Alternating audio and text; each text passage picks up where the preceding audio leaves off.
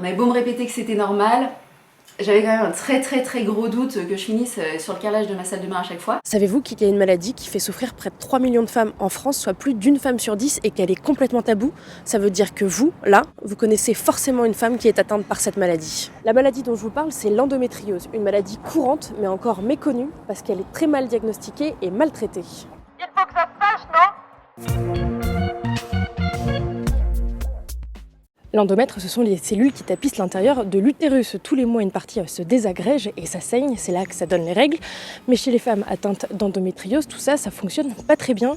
Certaines de ces cellules remontent dans les trompes, les ovaires et parfois même d'autres organes. Et là, ça fait mal, même très mal, surtout au moment des règles. L'endométriose est donc directement liée à un grand tabou, celui des règles. Et oui, parce qu'en 2018, on pense encore que c'est normal d'avoir mal pendant ces règles. Je suis tombée dans les pommes. Et ensuite, j'avais des règles abondantes comme pas possible. Une femme normale peut se changer donc 2 ou 3 fois par jour. Moi, c'était toutes les heures, toutes les demi-heures même. Donc voilà, et de là à tomber dans les pommes, c'était vraiment galère. Cette maladie reste peu connue du grand public et même des médecins. Du coup, il faut parfois des années avant que le diagnostic soit posé pour les jeunes femmes. En moyenne, il faut 7 ans pour que la maladie soit détectée et prise en charge. Tout le monde dit que c'est normal, etc. Donc bon, à ce moment-là, j'essayais pas vraiment de me dire que j'avais quelque chose. On me disait, bah non, c'est normal, tout va bien, c'est pas grave, c'est hormonal, ou bien c'est dans votre tête. Alors bon, dans ma tête, non, pas spécialement.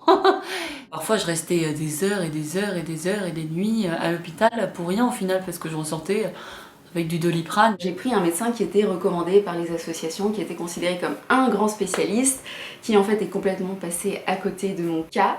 Donc j'ai été sauvée par Saint-Joseph qui m'a prise en charge. Mais voilà, Saint-Joseph m'a pris en charge à un moment où mes douleurs étaient devenues telles que j'étais alitée, je ne supportais plus la station debout, que je boitais les rares fois où je marchais. Que maintenant j'ai les nerfs sacrés qui sont complètement rongés. Quand elles se plaignent d'avoir mal pendant leurs règles, la parole des femmes est souvent remise en cause. Certains médecins minimisent les douleurs ou ne s'y intéressent pas, ce qui provoque erreur ou retard de diagnostic. Pourtant, il faut savoir qu'en France, l'endométriose touche autant que l'asthme ou le diabète, mais il n'existe aujourd'hui aucun traitement. Tu as mal, on te met sous pilule, tout ira bien. Et ça a plus ou moins fonctionné, disons que j'avais moins souvent mal. Puis un jour j'ai arrêté la pilule et là les crises sont devenues de plus en plus fréquentes jusqu'à devenir quasiment chaque mois. On avait beau me répéter que c'était normal, j'avais quand même un très gros doute que je finisse sur le carrelage de ma salle de bain à chaque fois. Un peu choquée quoi, que quand même au bout de... ça faisait quand même 2-3 ans que j'avais mal et que c'est maintenant qu'on l'apprenne. Les filles comme moi qui l'apprennent après des années, c'est oh, enfin je ne suis pas folle. Puis aussi, c'est se dire, j'ai un diagnostic, donc je vais enfin avoir accès aux soins. Le problème, c'est qu'à force de toujours et uniquement associer cette maladie aux règles, eh bien, on oublie qu'elle a des impacts quotidiens, notamment sur la vie personnelle.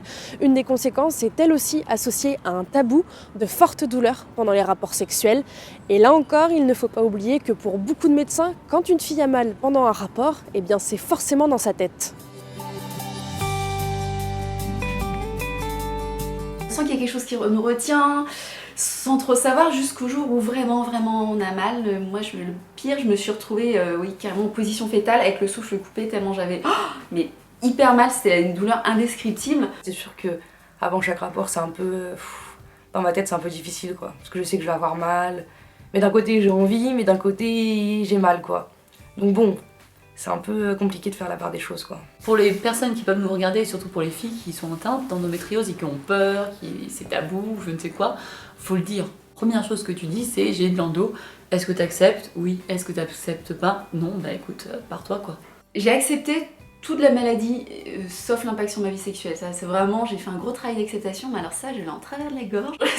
Bizarrement, c'est resté coincé. Plus le diagnostic met de temps à être posé, plus les conséquences sont graves et finissent par impacter toute une vie. On estime qu'entre 30 et 40% des femmes atteintes d'endométriose souffriront d'infertilité, encore un tabou lié à la maladie.